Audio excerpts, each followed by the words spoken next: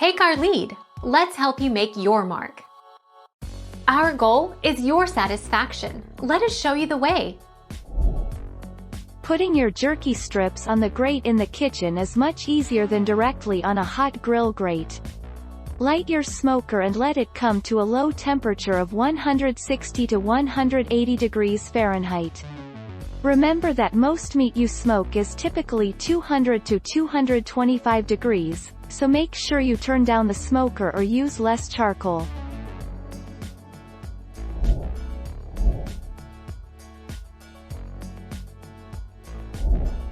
Take our lead.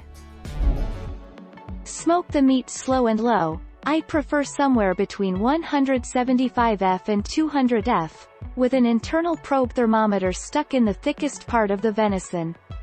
Do not let the probe hit bone.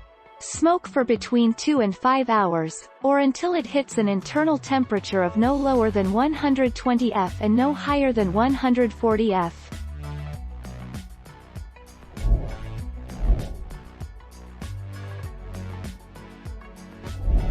Take our lead. Let's help you make your mark. Take the piece of jerky and bend it gently to about a 90-degree angle. If any moisture squeezes out, it's definitely not done yet and can go back into the dehydrator. If it cracks and breaks, you've left it too long, and it's already past the point of best flavor and texture.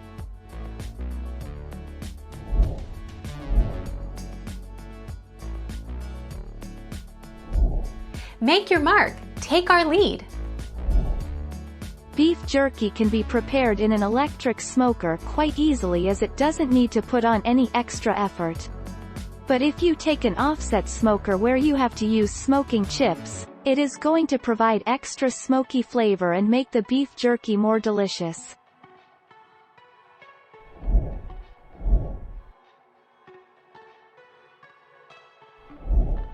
Take our lead.